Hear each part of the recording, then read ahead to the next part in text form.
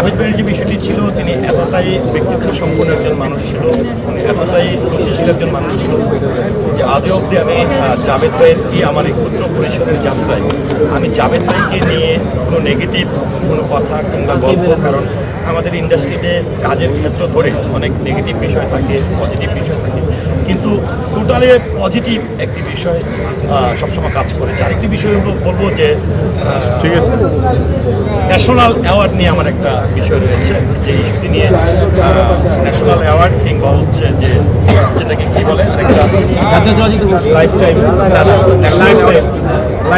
Life time আজীবন যে সম্মাননা, এই বিষয়টি আমরা গত 1 বছর আগে আমি আজকে আপনাদের মাধ্যমে সরকারকে অবগত করতে চাই। আজকে আপনাদের মাধ্যমে সরকারকে অবগত করে জাভেদ ভাইকে সামনে রেখে আমি একটি জিনিস অবগত করতে চাই, যেটি হচ্ছে যে জাভেদ ভাইয়ের ওনার লাইফ টাইম একটা অ্যাওয়ার্ড পাওয়ার একটি স্বপ্ন ছিল দীর্ঘদিনের, যে স্বপ্নটি তার পূরণ হয়নি। হয়তো আজকে এটি হতে পারে একটি অনেক বড় ধরনের প্রতিবাদ চাও পাওয়া গুণী শিল্পীদের জন্য। গত 1 বছর আগে যখন জাভেদ ভাই অসুস্থ হয়, এরকম মৃত্যুর গুঞ্জন ছড়ায়, তখন ভাবির সঙ্গে আমার কথা হচ্ছিল যে জাভেদ ভাইয়ের আসলে শেষ ইচ্ছাটা কি। একজন শিল্পীর বরাবরই যে শেষ ইচ্ছাটা থাকে, সেই ইচ্ছাটা হচ্ছে আজীবন সম্মাননা। জাভেদ ভাইয়ের হাত ধরে বাংলা চলচ্চিত্রের অনেক বড় বড় গুণী শিল্পী তৈরি হয়েছে, অনেক বড় বড় নৃত্যশিল্পী তৈরি হয়েছে, কিন্তু যিনি সৃষ্টি করেছেন, যিনি এই ইন্ডাস্ট্রিকে দিয়েছে, এই দেশকে দিয়েছে, এই দেশের ইন্ডাস্ট্রিকে দিয়েছে, সেই মানুষটি এই রাষ্ট্রের কাছে কিছু পেল না। এটা অনেক বড় আক্ষেপ।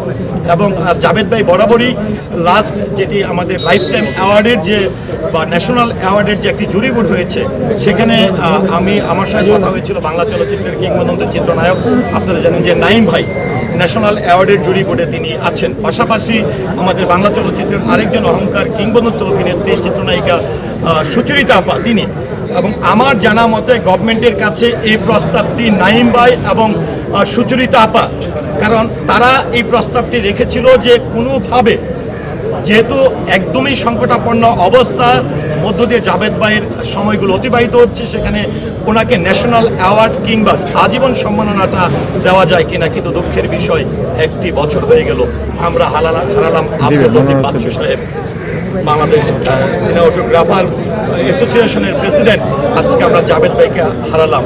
আমরা আসলে কি হলে এই যে গুণী মানুষগুলো চলে যাচ্ছে, কেনই বা? আমার একটি প্রশ্ন যে আমরা কবে তাদেরকে সম্মান দিব? আর কয়জন মানুষ ইন্ডাস্ট্রিতে এখন আছে? তো সেই জায়গায় আমি মনে করব জাভেদ ভাইকে সামনে রেখে আমি সরকারি সুদৃষ্টি কামনা করছি। আজকে যারা এই ইন্ডাস্ট্রিকে সৃষ্টি করেছে, সারা বিশ্বের কাছে ইন্ডাস্ট্রি দ্বারপ্রান্ত পর্যন্ত পৌঁছে দিয়েছে, যারা এখনও জীবিত আছে, দয়া করে তাদেরকে সঠিক মর্যাদা সম্মান দেওয়ার জন্য আমি অনুরোধ করব। তাহলে এই বাংলা চলচ্চিত্র সম্মানিত হবে। যারা এখানে অনেক কিছু দিয়েছেন, যারা সৃষ্টি করেছেন, তারা সম্মানিত হয়ে পৃথিবী ত্যাগ করতে পারবে। ধন্যবাদ।